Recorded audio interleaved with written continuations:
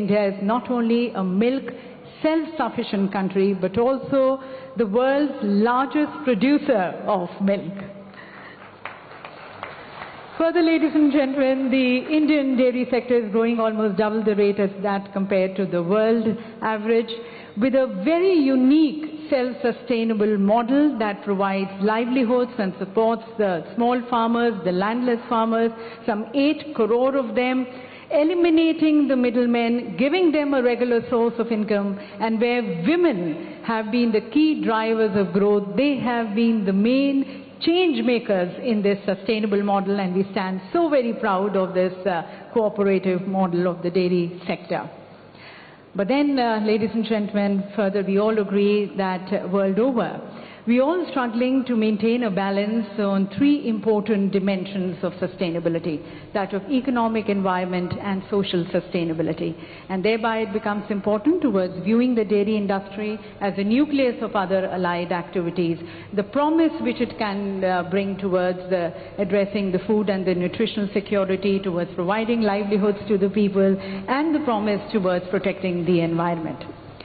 So, as we discuss on this very important aspect for the global dairy industry, at the very onset, on behalf of all present here, on behalf of the entire global dairy industry, we would like to first thank the global charismatic leader, Honorable Prime Minister Modi, who has been a global beacon of change, transformation, adaptivity, someone who has been encouraging and promoting the traditional wisdom and knowledge, and at the same time, new technologies, innovations, and out-of-box thinking.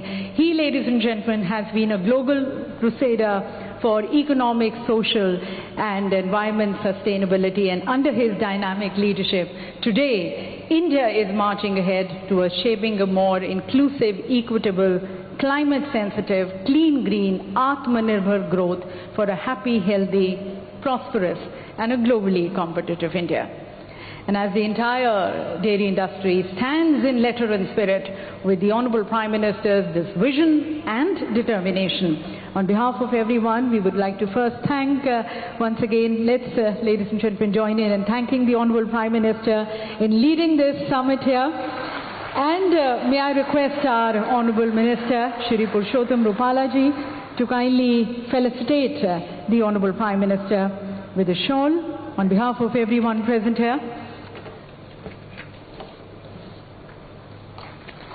And presenting this very special memento to the Honorable Prime Minister. This memento, ladies and gentlemen, is of the Iron Man of India, Sardar Vallabhbhai Patel, who set India on the Milky Way. In fact, he advocated the farmers for setting up the cooperatives, and the cooperatives setting up their plants. The seeds which he sowed, we are reaping the fruits today.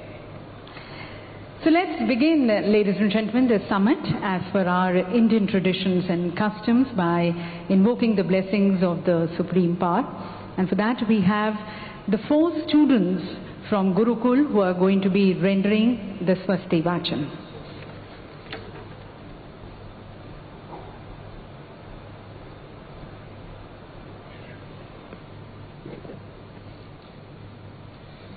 Sri Gurubhyo Namaha. Hari Om. Swasti na Indro Viddhasaravaha. Swasti na Pukha Vishwavedaha. Swasti na Staraksho Aristanemihi. Swasti no Brihaspati Dodhatu Brihadasava Marutaha Prishni Mataraha Suhanjavano Vidate Kojagamayaha Agni Zivva Manavaha Surya Chakshasho Vishveno Deva Avasagamanniha Bhadram Kardevihi Shrinoyama Deva Badram Pasyeemaksha Virajajataraha Sthirairangai Tushova Gosastano Mhivase Mahideva Hitan Jadayuhu Sataminno Sarado Antideva Jatram Nashakara Jarasantano Namma पुत्रासो जतरा पितरो भवन्ति मानो मद्यारीकतायुर्गन्तोः आदितिर्द्यौरादितिरन्तरिक्षमदितिर्माता स पिता स पुत्रः विश्वे देवा अदितिः पञ्चजना अदितिर्जातमदितिर्जनित्वं मापयः पृथिव्यां पयः कदेखो पयो दिव्यन्तरिक्षे पयोधाः पयस्वतीः प्रदिशः सन्तु मयं मा सर्वेभ्यो नमो नमः।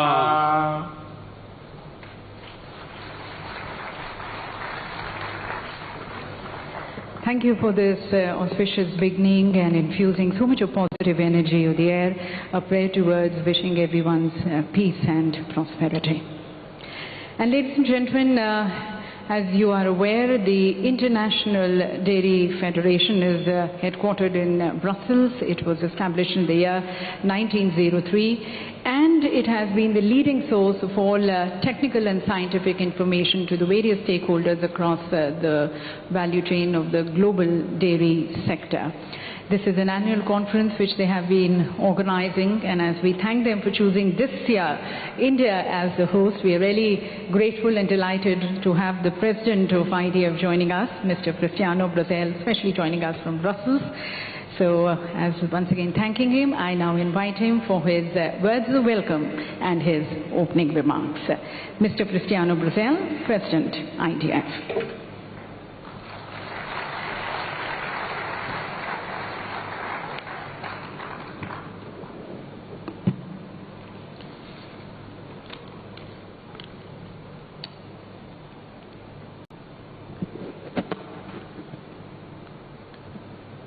माननीय प्रधान मंत्री महोदय, इस डायरी शिखर सम्मेलन में आपकी गरिमाही उपस्थिति हमारे लिए गर्व की बात है।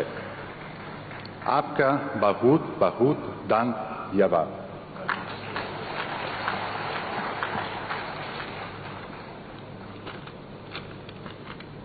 Honorable Prime Minister Shri Narendra Modi ji, Chief Ministers Shri Yogi ji and Shri Bhupendra Patel ji, Union Minister of Fisheries, Animal Husbandry and Dairy Shri Parshatan Rupala,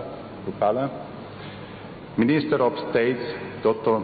Balia and Dr. Murugan, President of Indian National Committee and the Secretary Shri Span, and dear Minister Shah, and officers of NDDB, our dear Indian hosts, international guests, ladies and gentlemen, welcome to the IDF World Dairy Summit 2022. This is not ordinary opening. This is the comeback of the IDF World Dairy Summit after 2 years of recess due to the pandemic. This full auditorium, the extraordinary exhibition center, the quality of the crop program, panelists and public speak out about the unequal recovery capacity and resilience of the global dairy sector. And this makes me so proud, so enthusiastic about this summit and so optimistic about the future. I hinted it before, but now I'm sure our sector, all of you here present, are capable to overcome any obstacle, no matter how hard and challenging it is, and not only survive, but become even stronger. You will see it around this venue. You will hear in the multiple sessions that we'll have. You will learn it from the conversation and discussions from your colleagues and friends you will meet here after 2 years. Yes, we are stronger, we are wiser, and we are better. During these last 2 years, not did we only renew our long commitment with the noble purpose of nourishing the world with nutritious, healthy and sustainable foods, an activity that the dairy sector has been performing for thousands of years, since the beginning of the time. But we have also strived to do it under the most difficult circumstances, and we made it. Billions of people around the globe depend on the daily work of all us to keep production, processing and commercialization working in a changing world and environment. At least 1 billion people depend on the livelihoods we provide. And all together we manage to do so based on the determination, courage and consistency of millions of farmers, workers and traders from every corner of the world that never gave up, that never quit, that never escaped the risk of exposing themselves and their families to an unknown threat to the safety of their homes, but continued milking, processing, transporting and selling the products openly with the same quality and goodness to the consumers. We encourage you to download IDF Annual Report 2021-2022 from our website to learn more about our achievements and join us for the closing session on Thursday before lunch. We have always known it, but as it usually happens in crises such as the one we dealt with in the past years, the insights and reflection you get from them make you more aware, more conscious and more responsible than ever. During these years, we doubled our efforts to produce safe, quality and affordable milk and dairy products in even more sustainable ways. We assumed new commitments in terms of carbon footprint and greenhouse gas emissions reduction, improving animal welfare and climate action that add up to the Dairy Declaration of Rotterdam adopted in the World Dairy Summit of Rotterdam 6 years ago. During these challenging 2 years, we launched the Pathways to Dairy Net Zero initiative with Global Dairy Platform and other organizations supported by larger numbers of farmers, processors and companies from around the world. And we started relevant discussions in multiple forums such as the UN Sustainable Food System, COP26 and the upcoming COP27. On Thursday, we will launch the revised IDF LCA methodology, the well-recognized tool to calculate greenhouse gas emissions in the dairy sector. IDF is proud to have led and supported the global dairy sector in this fascinating and challenging journey to the future. Everything like you are going to experience during these days is part of that support, that commitment with the global dairy sector that has lasted for the last 190 years and will certainly last many more. As you will see, we are already managing and building the future of dairy. In the next few days, you will be inspired by leaders, farmers and experts. We invite you to attend at the end of the day the IDF Dairy Innovation Hour ceremony. Dairy is part of a sustainable diet and food system. As former UN Secretary Ban Ki-moon said at the IDF World Dairy Summit 2018 in Daejeon, South Korea, milk is perfection. Milk is a complete food and rich source of important nutrients such as proteins, carbohydrates, vitamins and minerals in biologically available forms. And dairying provides livelihood and economic resilience to millions of people across the world. At the same time, the dairy sector is an essential contributor to the UN Sustainable Development Goals. We are so happy to be in India for this year's summit. Personally, also, I am really happy, considering that India is the largest producer of milk and considering the important role of milk in India's culture and economy. it makes perfect sense to bring our worldwide dairy community here for this timely learning and networking event. I would like to finish by thanking the National Dairy Development Board of India and the organizing committee, as well as to all the people that worked for almost a year for the fantastic job they have done in making this World Dairy Summit possible, the greatest annual event of the global dairy community. I also would like to extend a big thanks to all the people of the National Capital Region of Delhi and India for their hospitality. Honorable Prime Minister, Ministers and authorities, members of the organizing committee and all participants in the summit, enjoy the summit, enjoy dairy.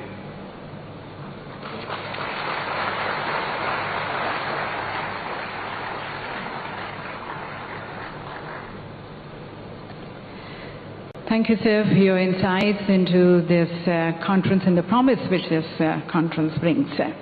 And as you mentioned, the last 2 years have been really challenging for everyone because of the COVID. But if you see, the Indian dairy sector has continued to grow at an astounding rate. If we talk about our milk production growing at 6% as against 2% of the global industry. And this happens in spite of the VUCA effect, the volatility, uncertainty, complexity and ambiguity casted by the COVID. The Indian dairy sector has exhibited a very resilient growth. So growing and going forward, going ahead for more sustainable and resilient growth of the sector, we now invite the views and the guidance of our Honorable Minister of Fisheries, Animal Husbandry and Dairy, Shri Purushottam Rupala ji. I request and invite the Honorable Minister for his address.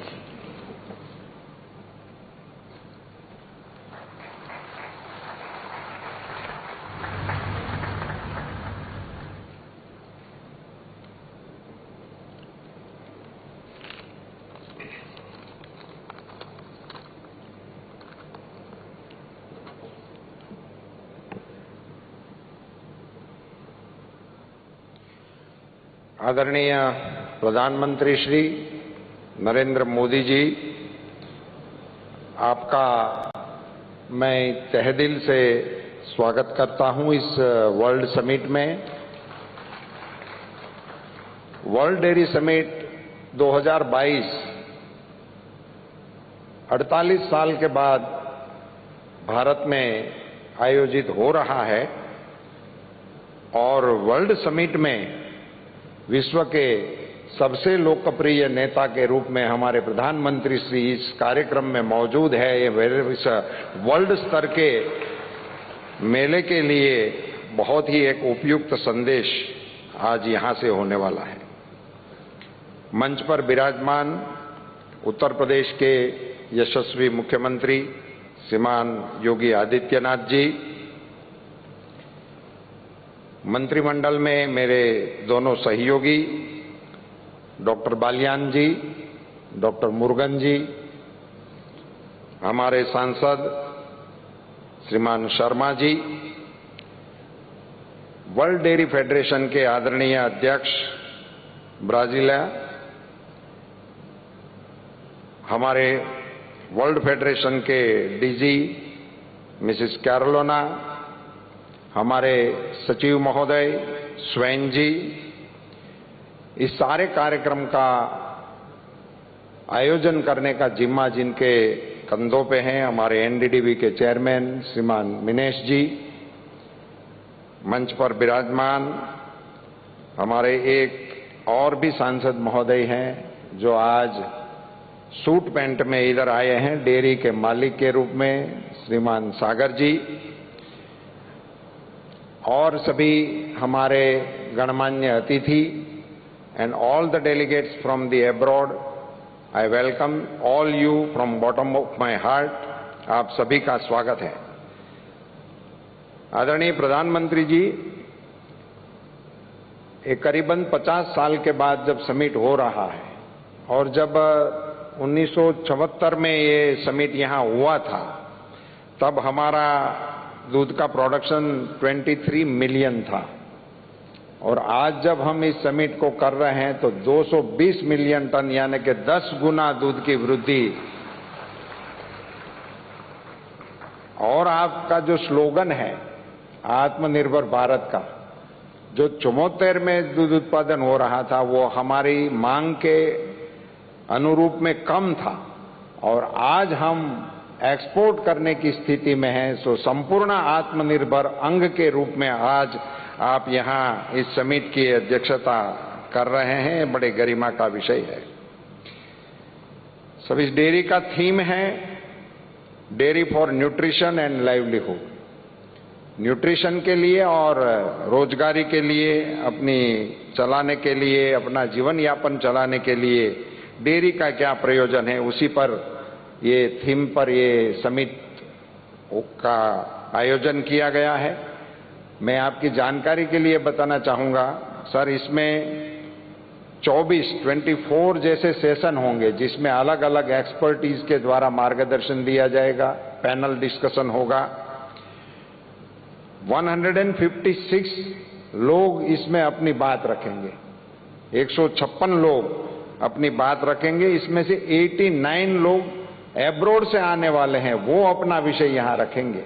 इसके जरिए मैं ये जताना चाहता हूं कि हमारे देश के जो डेलीगेट्स हैं, हमारे जो फार्मर्स हैं, उनको इन सारे एक्सपर्टीज के साथ अपनी बात को साझा करने का, समझने का, इंटरनेशनल गुड प्रैक्टिसेस को देखने का, समझने का बहुत सुंदर अवसर इस समिट के द्वारा हम मिल रहे हैं। हमारे देश में 8 करोड़ परिवार इस बिजनेस के साथ जुड़े हुए हैं, जो दूध उत्पादन के साथ जुड़े हुए हैं। हमारे देश में जो दूध उत्पादन होता है उसका मूल्य है 9.5 लाख करोड़। इतने मूल्य का दूध उत्पादन हम कर रहे हैं। मुझे सिर्फ इस अवसर का मौका लेते हुए ये जरूर बताना है कि आजादी के बाद हमारे देश के पशुपालन क्षेत्र को हमारे विजनरी प्रधानमंत्री श्री मोदी जी के द्वारा जो ऐतिहासिक गिफ्ट दी गई है, एक तो इस विभाग को स्वतंत्र बना दिए, स्वतंत्र बनाकर 3 गुना बजट एलोकेशन कर दिया। ये विभाग के तौर पे हुआ, मगर देश के पशुपालन क्षेत्र में पूरे देश के पशुपालकों के लिए मोबाइल वेटरनरी यूनिट 4000 मंजूर करके भारत सरकार की ओर से देश के पशुओं की हेल्थ के लिए सबसे बड़ा इंटरवेंशन हमारे प्रधानमंत्री जी की ओर से हुआ।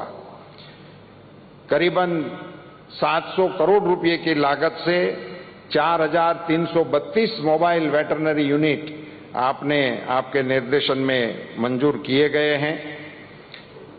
आपने एक हेल्थ के रिलेटेड एक बहुत बड़ा इंटरवेंशन लिया। उत्तर प्रदेश के सम्माननीय मुख्यमंत्री श्री विराजमान हैं। आपने 11 सितंबर 19 को मथुरा से पूरे देश के पशुओं को वैक्सीनेशन कराने का भारत सरकार के खर्चे से ऐलान किया था। एक बहुत बड़ा इंटरवेंशन आपकी ओर से हो गया और 13,000 करोड़ रुपए की मातबर राशि का भी एलोकेशन आपने इसके लिए किया है।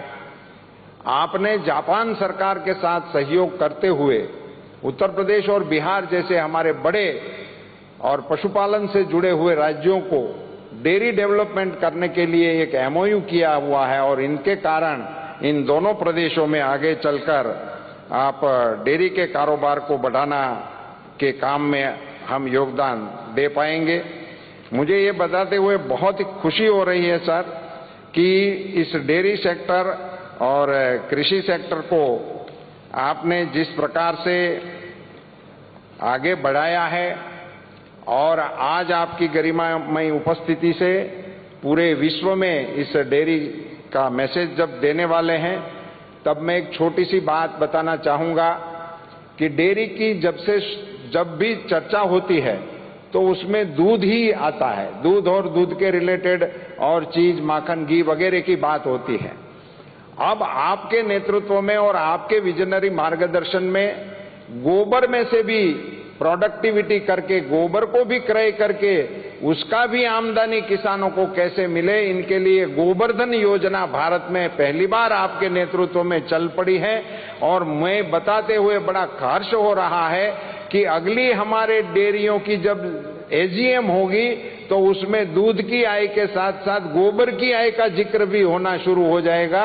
मैं पिछले पखवाड़े हमारे गुजरात की एक बनास डेयरी के एजीएम में गया था, तो वहां जिक्र हुआ था कि उन्होंने 1 करोड़ रुपए का गोबर खरीद करके कार्यक्रम को शुरू भी कर दिया है। सो दूध और गोबर दोनों को मिलाकर जब इसकी अर्थतंत्र पे इफेक्ट होगी तो मेरा नम्र ये मानना है कि देश की अर्थतंत्र को ये बहुत बल देने वाला कार्यक्रम होगा। सर, आज के कार्यक्रम को लेकर आपके एक प्रशंसक ने मुझे कुछ पंक्तियां भेजी है, ये पढ़कर मैं अपने वक्तव्य को विराम देना चाहूंगा। उन्होंने कहा है, हिस्ट्री में have made prime ministers but here is history making prime minister. उनकी बात बस ऐसी ही है कि सब कुछ हो गया है, ऐसी बात नहीं। उनकी बात बस ऐसी ही है कि सब कुछ हो गया है, ऐसी बात नहीं। खुशियों के कारनामे होते रहेंगे, ये बात है। फासले बहुत कम हैं, ऐसी बात नहीं। फासले बहुत कम हैं, ऐसी बात नहीं। वक्त वक्त पे मिलते रहेंगे, ये बात है। कंधे पे बोझ नहीं है, ऐसी बात नहीं। आत्मनिर्भर बनते जाएंगे, ये बात है। हम बार बार वार करेंगे, ऐसी बात नहीं, मगर दुश्मन डरते रहेंगे, ये बात है। राजा को नहीं प्रजा को माना, सिर्फ ऐसी बात नहीं। कर्तव्य पथ पर चलते रहेंगे, ये बात है। ये पंक्तियां आपको समर्पित करते हुए, आपके नेतृत्व में जब भारत का अर्थतंत्र 6वीं पायदान से आगे बढ़कर 5वीं पायदान पर इंग्लैंड को पीछे रखते हुए विश्व के अर्थतंत्र के समक्ष एक बहुत ही शक्तिशाली अर्थतंत्र के रूप में उभर रहा है, आपके नेतृत्व में देश और दुनिया को भी मार्गदर्शन मिलता रहेगा। इन्हीं शब्दों के साथ पुनश्च आदरणीय प्रधानमंत्री जी का, उत्तर प्रदेश के सम्माननीय मुख्यमंत्री जी का और मंच पर विराजमान सभी महानुभावों का और आप सभी का तहे दिल से स्वागत है। धन्यवाद। जय Hind.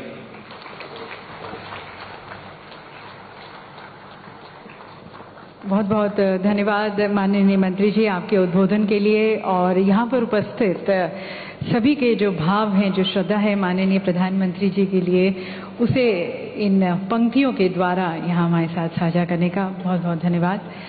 And ladies and gentlemen, our Honourable Minister also highlighted the various conducive policies and environment which in the last 8 years we have seen the government taking it, bringing about a transformational change in the Indian dairy sector. And this year we are celebrating 75 years of our independence, Azadi Ka Amrit Mahotsav. In the last 75 years, if we see, we have been able to really cast impressive footprints and real massive footprints in the dairy sector. So we would now like to share with you and showcase this outstandingly remarkable and inspiring, transformational and progressive journey of the Indian dairy sector through a short film. And may I request our Honourable Prime Minister, sir, to kindly launch this film with a click of the remote and to declare the IDF World Dairy Summit 2022 open. India, the land of many regions, numerous languages, and 1.3 billion hearts. We look different. We speak different. We eat different. But what we wish is the same. Sarve bhavantu sukhinah, sarve santu niramayaha. May all be happy, may all be healthy. So that together we all stand in the spirit of Ek Bharat Shresht Bharat. And this spirit is truly exemplified with one emotion in every heart: milk. an emotion etched in our culture so deeply that without dairy, our daily life is unthinkable. Dairy consumption in India has evolved over time. The National Dairy Development Board implemented Operation Flood in the 70s, which made the cooperative model emerge as the backbone of India's mighty dairy sector. India has come a long way from being a milk deficit nation to becoming a self-sufficient nation in milk, largely produced by small and marginal farmers, which tells the success story of our hard-working farmers and reflects the strength of rural India. Since 2014, under the dynamic leadership of our Honorable Prime Minister Shri Narendra Modi, India's dairy sector has flourished multifold. Milk production increased by more than 44% over the last 8 years, growing at an astounding rate 6%.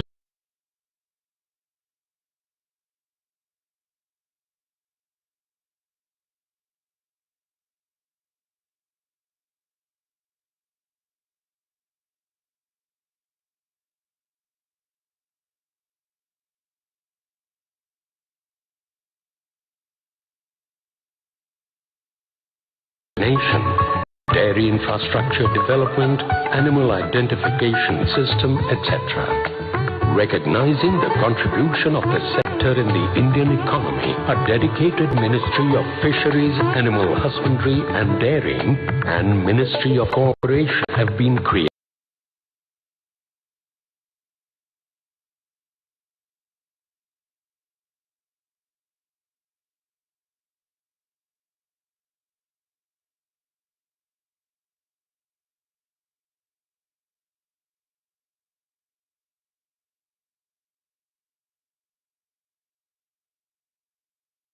Like ice creams, sweets, chocolates, ghee and paneer. Dairy added delight and nutrition to the lives of many. Now, India is all set to further expand the growth in milk production over the next decade. This could pave a way to ramp up exports. The government is setting up village-level dairy infrastructure under a national action plan on dairy development to increase the share of organized milk handling. Concentrated efforts are being made in the areas like smart animal management, digitalization, traceability, and economizing dung by promoting manure management. So, milk flowed over the years has different emotions. It's the hope for every Indian farmer. It's the nutritional delight of every Indian home. It's an emotion called milk. And that's why 100 million dairy farmers thank our Honorable Prime Minister for inaugurating the International Dairy Federation World Dairy Summit 2022. Come, let's raise a toast with a glass full of emotions, a glass full of milk. So ladies and gentlemen, as we raise a toast to this flourishing Indian dairy sector with a glass of milk, I think we also agree that the dairy sector has a very vital role and a responsible role towards the realization of the Sustainable Development Goals, especially SDG 1, 3, 5, 8 and 10. But then the advancement of these goals definitely require a very determined will and a leadership which is as global, which is as vocal for local as for global. And that is where, ladies and gentlemen, we now seek the views and the guidance of the global leader, our Honorable Prime Minister, whose charismatic leadership is today influencing the world. And someone who's always believed that this whole world is one big family, Vasudhaiva Kutumbakam. He's always worked with this very spirit. And that is the reason the views and the expressions, the progressive guidance of his today stands equally important to the Indian global sector as to the global dairy sector. So once again, as I thank Honorable Prime Minister on behalf of everyone present here, I now request Honorable Prime Minister Modi ji for his inaugural address.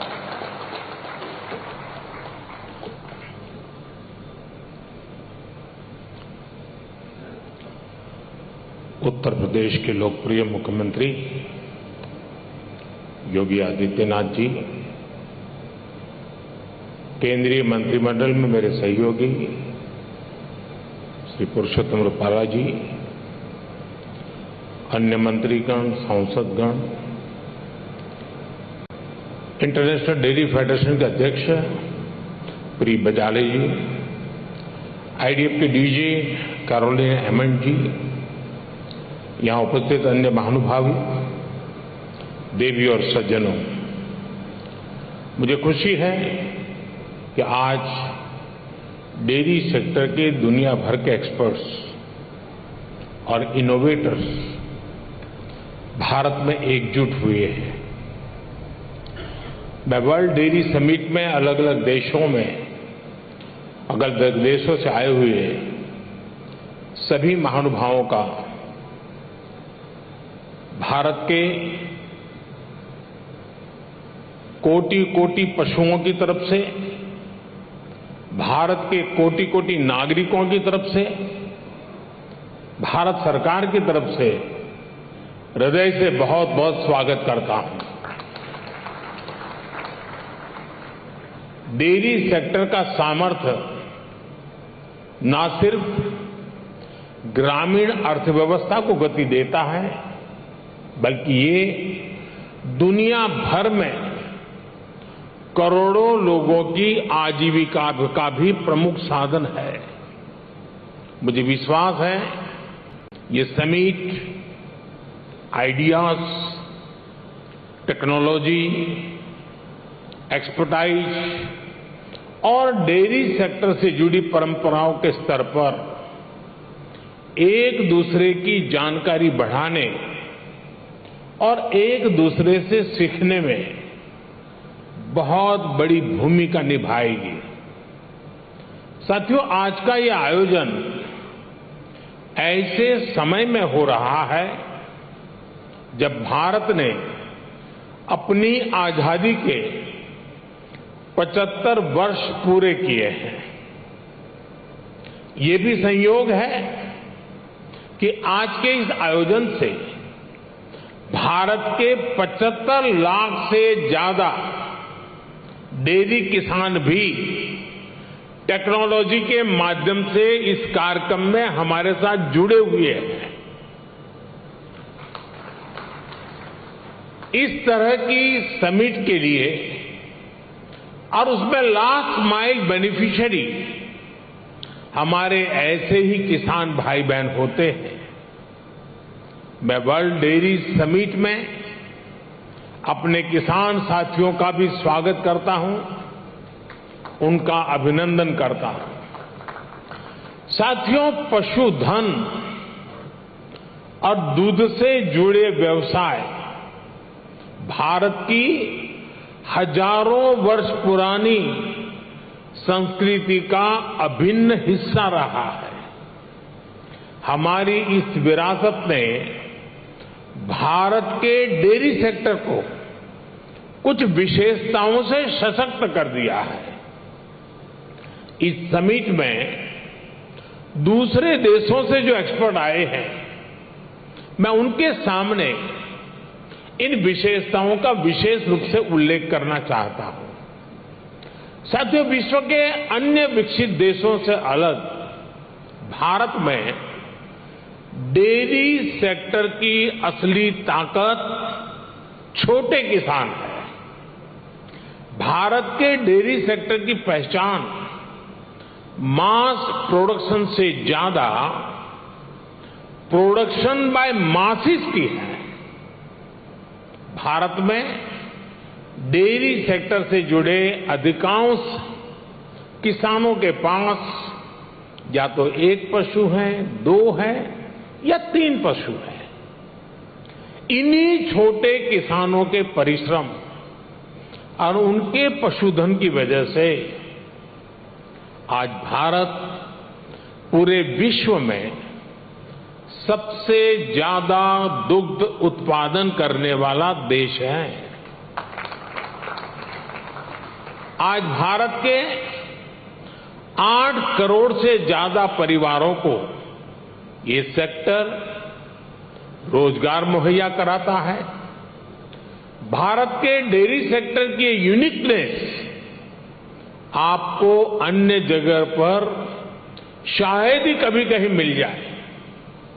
आज world dairy summit में इसका जिक्र मैं इसलिए भी कर रहा हूं क्योंकि विश्व के अनेक गरीब देशों के किसानों के लिए ये एक बेहतरीन बिजनेस मॉडल बन सकता है।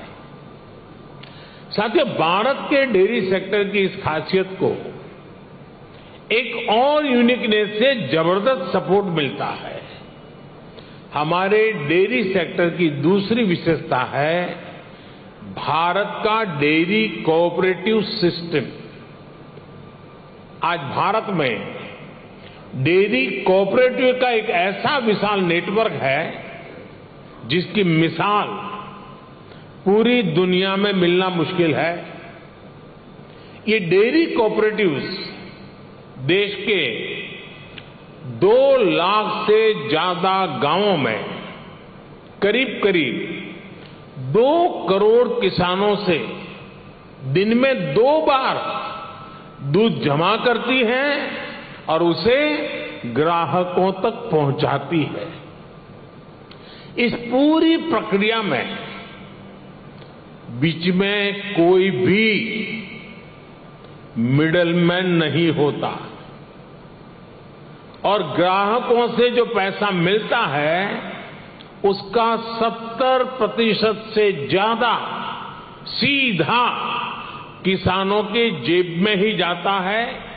इतना ही नहीं, अगर मैं गुजरात राज्य की बात करूं तो ये सारे पैसे सीधे महिलाओं के बैंक अकाउंट में जाते हैं। पूरे विश्व में इतना ज्यादा रेशियो किसी और देश में नहीं है। अब तो भारत में हो रही डिजिटल क्रांति की वजह से डेयरी सेक्टर में ज्यादातर लेन देन बहुत तेजी गति से होने लगी है। मैं समझता हूं भारत की डेयरी कोऑपरेटिव्स की स्टडी, उनके बारे में जानकारी, डेयरी सेक्टर में डेवलप किया गया डिजिटल पेमेंट सिस्टम दुनिया के बहुत से देशों के किसानों के बहुत काम आ सकता है। इसलिए भारत के डेयरी सेक्टर की एक और बड़ी ताकत है, एक और यूनिकनेस है हमारी इंडिजिनस स्पीशीज। भारत के पास गायों की, भैंसों की जो स्थानीय ब्रीड है वो कठिन से कठिन मौसम में भी सरवाइव करने के लिए जानी जाती है। मैं आपको गुजरात की बन्नी भैंस का उदाहरण देना चाहूंगा। ये बन्नी भैंस कच्छ के रेगिस्तान और वहां की परिस्थितियों से ऐसी घुल मिल गई है कि देखकर कई बार हैरानी होती है।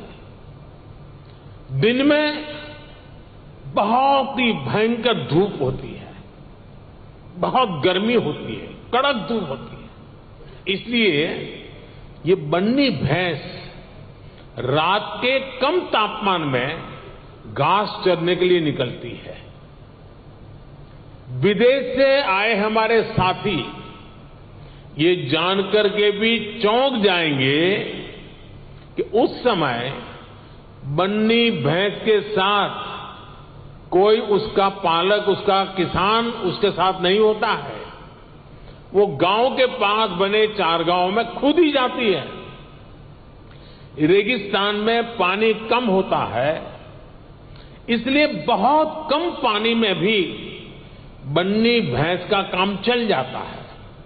बन्नी भैंस रात में 10-10, 15-15 किलोमीटर दूर जाकर घास चरने के बाद भी सुबह अपने आप खुद घर चली आती है। ऐसा बहुत कम सुनने में आता है कि किसी की बन्नी भैंस खो गई हो या गलत घर में चली गई हो। मैंने आपको सिर्फ बन्नी भैंस का ही उदाहरण दिया है, लेकिन भारत में मुर्रा, मेसाना, जाफराबादी, नीली रवि, पंढरपुरी जैसी अनेक जात नस्लें भैंस की आज भी अपने अपने तरीके से विकसित हो रही है।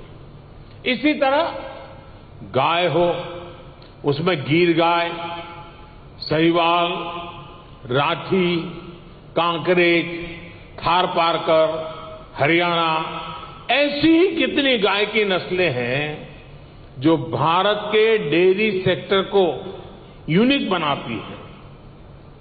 भारतीय नस्ल के ये ज्यादातर पशु क्लाइमेट कंफर्टेबल भी होते हैं और उतने ही एडजस्टिंग भी। साथियों, अभी तक मैंने आपको भारत के डेयरी सेक्टर की 3 यूनिकनेस बताई है जो इसकी पहचान है। छोटे किसानों की शक्ति, कोऑपरेटिव की शक्ति और भारतीय नस्ले पशुओं की शक्ति मिलकर एक अलग ही ताकत बनती है।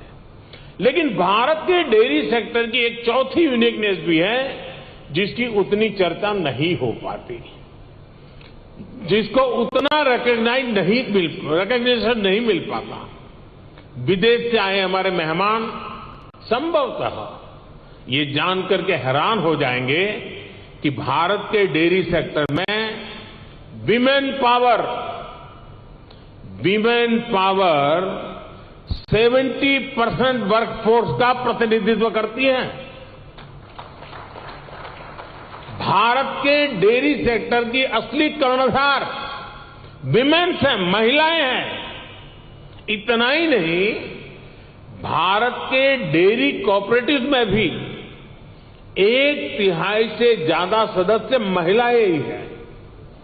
आप अंदाजा लगा सकते हैं, भारत में जो डेयरी सेक्टर 8.5 लाख करोड़ रुपए का है, जिसकी वैल्यू धान और गेहूं के कुल प्रोडक्शन से भी ज्यादा है, उसकी ड्राइविंग फोर्स भारत के ग्रामीण क्षेत्र में रहने वाली महिलाएं हैं, हमारी माताएं हैं, हमारी बेटियां हैं।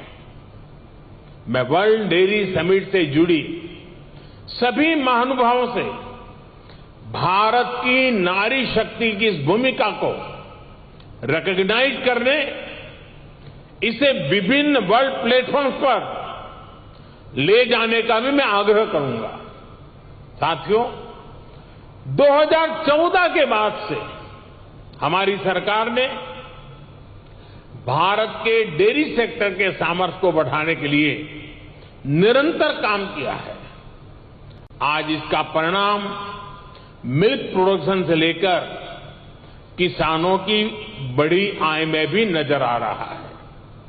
2014 में भारत में 146 मिलियन टन दूध का उत्पादन होता था।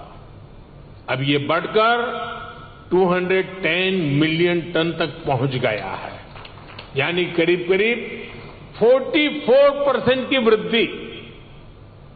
आज पूरे विश्व में मिल्क प्रोडक्शन 2% की रफ्तार से बढ़ रहा है, जबकि भारत में इसकी रफ्तार 6% से भी ज्यादा है। भारत में दूध की पर कैपिटा अवेलेबिलिटी पूरे विश्व के औसत से कहीं ज्यादा है। बीते 3-4 वर्षों में ही भारत के छोटे किसानों ने बैंक खातों में हमारी सरकार ने करीब 2 लाख करोड़ रुपए सीधे ट्रांसफर किए हैं। इसका बहुत बड़ा हिस्सा डेयरी सेक्टर से जुड़े किसानों के खातों में भी आया है।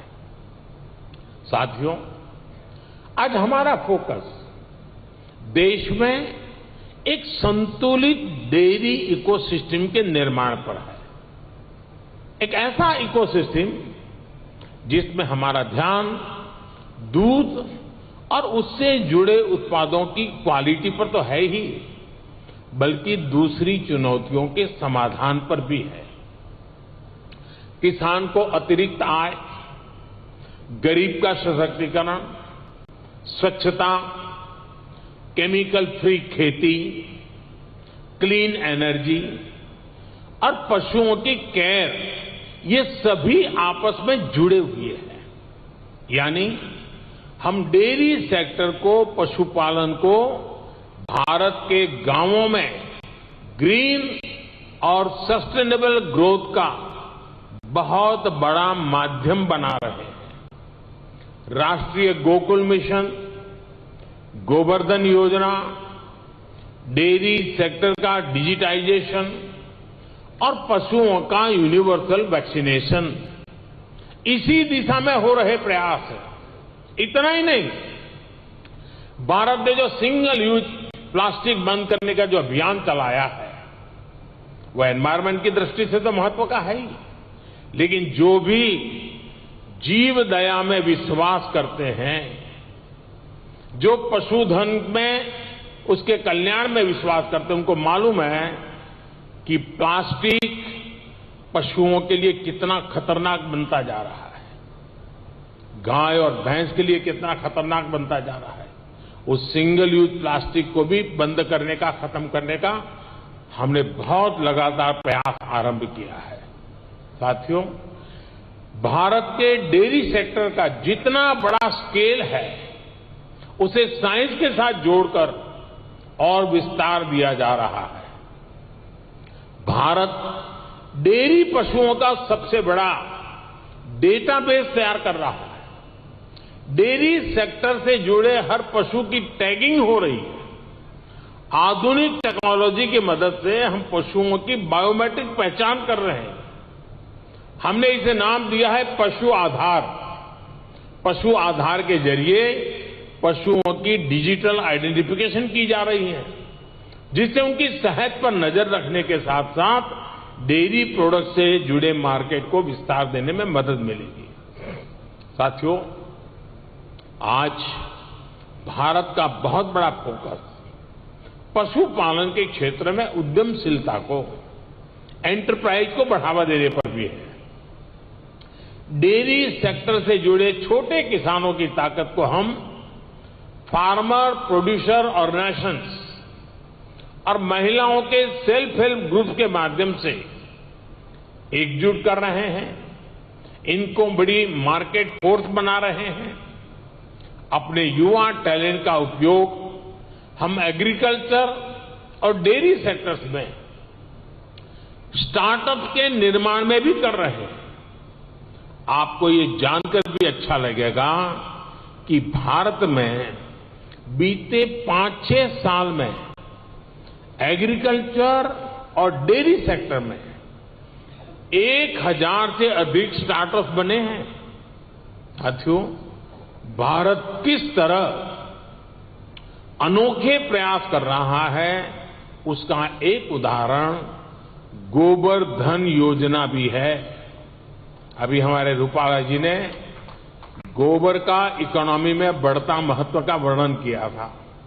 आज भारत में पशुओं के गोबर से बायोगैस और बायो सीएनजी बनाने का एक बहुत बड़ा अभियान चल रहा है। हमारी कोशिश है कि डेयरी प्लांट्स अपनी जरूरत की अधिकतर बिजली गोबर से ही पूरी करें। इससे किसानों को गोबर का भी पैसा मिलने का रास्ता बन रहा है।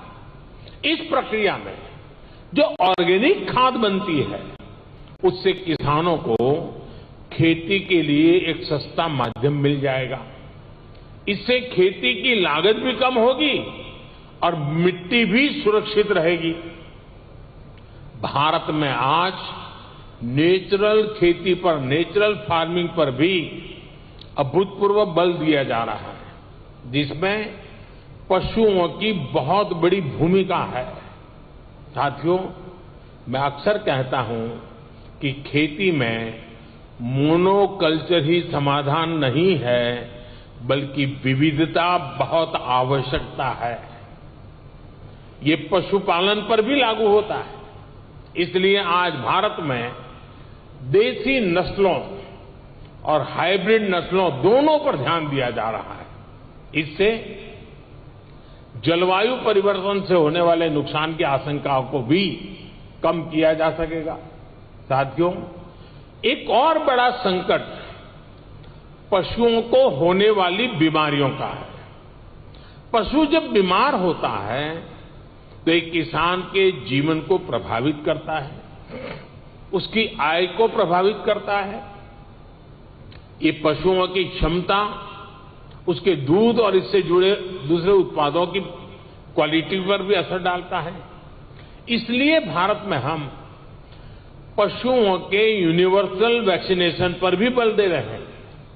हमने संकल्प लिया है कि 2025 तक हम 100% पशुओं को फूट एंड माउथ डिसीज और ब्रुसेलोसिस की वैक्सीन लगाएंगे। हम इस दशक के अंत तक इन बीमारियों से पूरी तरह से मुक्ति का लक्ष्य लेकर चल रहे हैं। साथियों, आज आपके बीच चर्चा करते हुए मैं डेयरी सेक्टर के सामने आई सबसे ताजा चुनौती का भी जिक्र करूंगा। पिछले कुछ समय में भारत के अनेक राज्यों में लंपी नाम की बीमारी से पशुधन की क्षति हुई है। विभिन्न राज्य सरकारों के साथ मिलकर केंद्र सरकार इसे कंट्रोल करने की पुरजोश कोशिश कर रही है। हमारे वैज्ञानिकों ने लंपी स्किन डिसीज की स्वदेशी वैक्सीन भी तैयार कर ली है। वैक्सीनेशन के अलावा जांच में तेजी लाकर पशुओं की आवाजाही पर नियंत्रण रखकर उस बीमारी को काबू करने की कोशिश की जा रही है। साथियों, पशुओं का वैक्सीनेशन हो या फिर दूसरी टेक्नोलॉजी, भारत पूरी दुनिया के डेयरी सेक्टर में कंट्रीब्यूट करने के लिए और सभी साथी देशों से सीखने के लिए हमेशा तत्पर रहा है। भारत ने अपने फूड सेफ्टी स्टैंडर्ड्स पर भी बहुत तेजी से काम किया है। आज भारत लाइव स्टॉक सेक्टर के लिए एक ऐसे डिजिटल सिस्टम पर काम कर रहा है जो इस सेक्टर की एंड टू एंड एक्टिविटीज को कैप्चर करेगा। इससे इस सेक्टर में सुधार के लिए जरूरी सटीक जानकारी मिल पाएगी। ऐसी ही अनेक टेक्नोलॉजी को लेकर जो काम दुनिया भर में हो रहे हैं, उसको ये समिट अपने सामने रखेगी। इससे जुड़ी एक्सपर्टाइज को हम कैसे शेयर कर सकते हैं, इसके रास्ते सुझाएगी। मैं डेयरी इंडस्ट्री के ग्लोबल लीडर्स को भारत में डेयरी सेक्टर को सशक्त करने के अभियान में शामिल होने के लिए आमंत्रित करता हूं। मैं इंटरनेशनल डेयरी फेडरेशन की भी उनके बेहतरीन काम और योगदान के लिए प्रशंसा करता हूं। आप सभी का, जो विदेश से आए हुए मेहमान का, मैं फिर से स्वागत करता हूं, उनका अभिनंदन करता हूं और मैं एक लंबे अरसे के बाद, करीब 5 दशक के बाद भारत को आप सबका स्वागत करने का मौका मिला, आप सबके साथ विचार विमर्श करने का अवसर मिला और यहां से जो मंथन से अमृत निकलेगा, इस हमारे अमृत काल में देश के ग्रामीण जीवन के अर्थतंत्र को विकसित करने में, देश के पशुधन के सामर्थ्य को और मजबूत बनाने में और देश के गरीब से गरीब के सशक्तिकरण में भी बहुत बड़ा योगदान देगा। इसी अपेक्षा और आशा के साथ आप सबका बहुत बहुत आभार, बहुत बहुत शुभकामनाएं। धन्यवाद। Thank you,